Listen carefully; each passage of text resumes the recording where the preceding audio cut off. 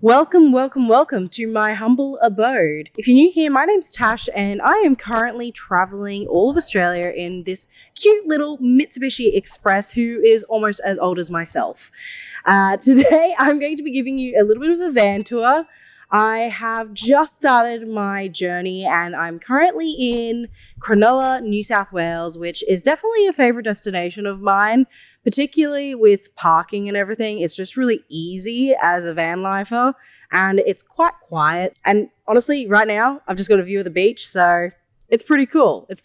So the front of the van, I keep it pretty basic. So I'm only currently storing some of my shoes, and then the passenger seat is left pretty much open. So then if I need to take a backpack with me anywhere, that's where that goes. It's kind of a very transitional space for whatever I need to use for the day. It's also where I charge everything and also try and keep snacks on hand because when you're driving a lot, you need them. So then you move into this back area here. If you've seen some of my van life videos before, you'll know that the cage is now gone, and honestly, it has been life-changing having the cage gone. And honestly, it's actually a bit of a safety concern having the cage there. When I went to Canberra last time, I did get a little bit scared for my safety, and the idea of having to get out of my van to be able to drive away was not something I wanted to do again. So I got a dear friend's dad to help us angle grind it out, which was pretty funny. Originally, when I first started van life, obviously I had the cage there and I didn't think it was all that much of an issue. But honestly, having it gone has made a massive change. Not only obviously to that safety factor, but it honestly makes the van feel so much bigger as well. I honestly just love it. And because of that, I've been able to put the esky right here and I've just strapped it in, which is kind of cool. So it's very easy to take out and move around, because previously I did try to have it between the cage and the seat and it was great in terms of security, but getting it out was always a pain. So it ended up being here while I was traveling, which wasn't ideal. So having it here now is honestly perfect. I'm really, really happy with it. And it's just easy to move around, which with a van particularly, you're always moving things around. So having that transitionability is a huge factor. From there, behind the driver's seat, we've got our first ever curtain, like a proper curtain, which is pretty cool. I had some scrap material from the last time I made all of the panel window covers. So I just used that, and honestly, I'm really happy with it. It definitely adds a bit more of a homier feel and less like I am doing this on an extremely tight budget sort of feel. So it adds a bit of softness in here, which is lovely. And behind that, I keep usually my battery. So the battery that I use to charge all of my technology. It's only a small one, but honestly, it's actually been really, really nice to have because previously I didn't have one. So I was having to stay at paid camping sites that had power. Whereas this time around, I've just got to charge the battery every so often, and then I'm actually quite good. It's even running my computer at the moment, which is actually surprising because my computer is pretty hardcore. So I'm in love, honestly. I'll have the link below, actually, because I did get it from Amazon. So if you are thinking of doing any long-term traveling or you need to have a battery, it's really cute as well. It's smaller than I thought it was going to be.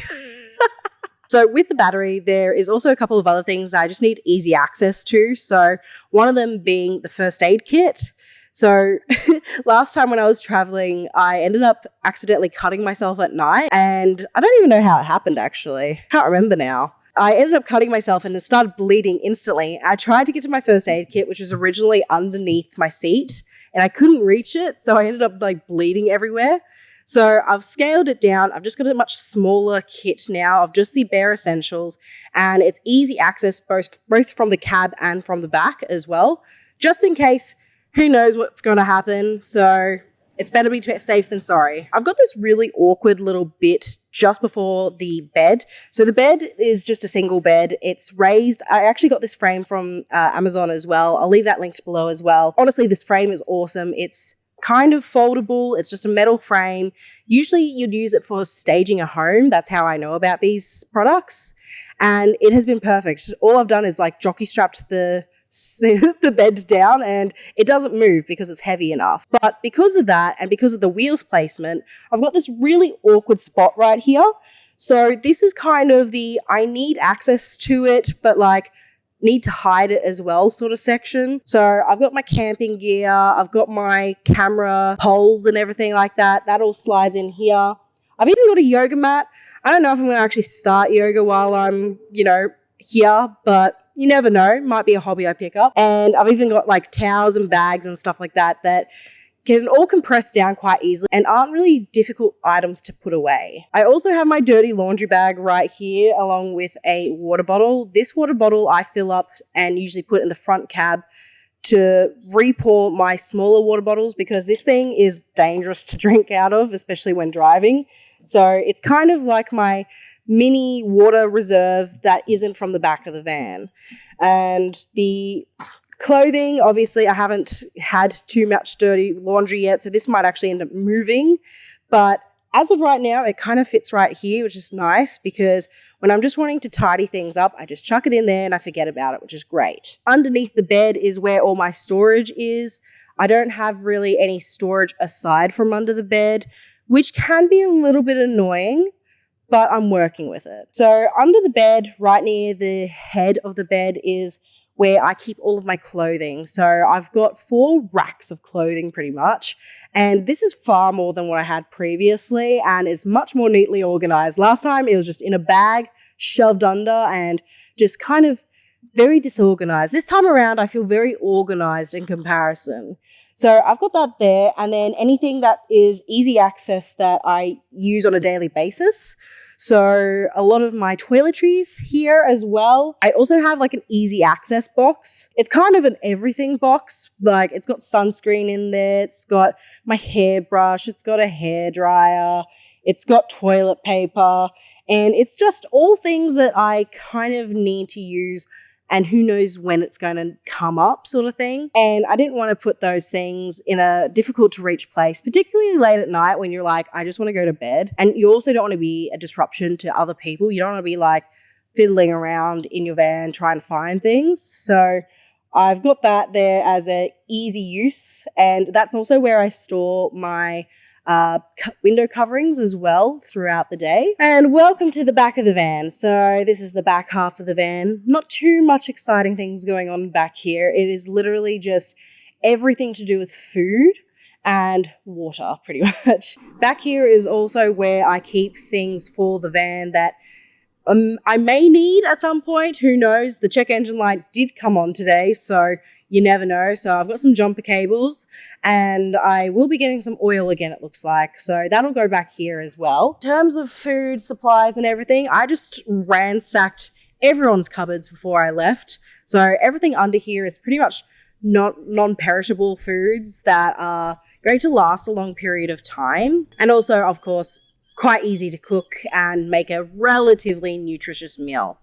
Obviously, I'm doing this on a really tight budget, so I'm hoping a lot of this food sticks around for a while and I don't have to buy too much. And as of right now, it seems to be doing all right for me. We do have a couple of new additions back here, and I'd like to thank my cousin for that because otherwise I would be living Ella cheapo even more so. So I've got this awesome little water bag thing, which actually has been a lifesaver. It's actually so good. It's so much better than trying to fill up 12 bottles of water. I don't know why I was doing that previously. I've also got my cooktop, which is my own, but I haven't used it yet, but I'm going to use it soon. And then I've also got my little camping table, which is really cute. My cousin gave it to me and it honestly fits perfectly because it folds up and everything.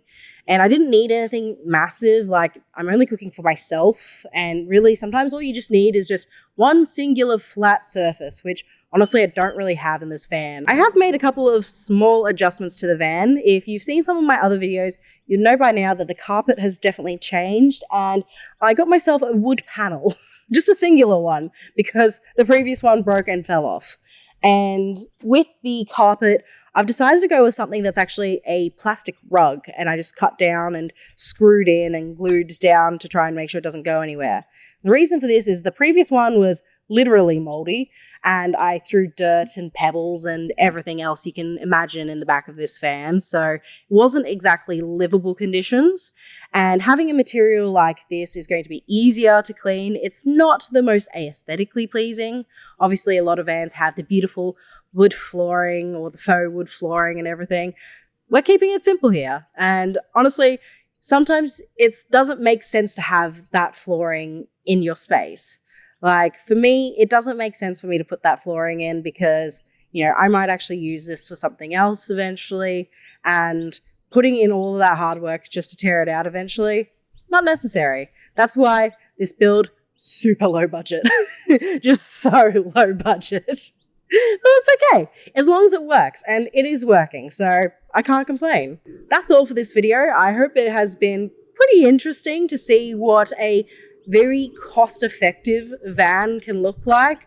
Honestly, I'm not very good at showing extremely over-polished pieces of content, and I think my van obviously reflects that. So if you like to see that more low budget sort of van life, definitely go ahead and like and subscribe, and you'll be seeing a lot more of me, that's for sure. I'm going to be doing a lot more van life stuff and not so much my interior design stuff, it seems. And that's not a bad thing, I reckon. So yeah, I'll see you guys soon. Bye.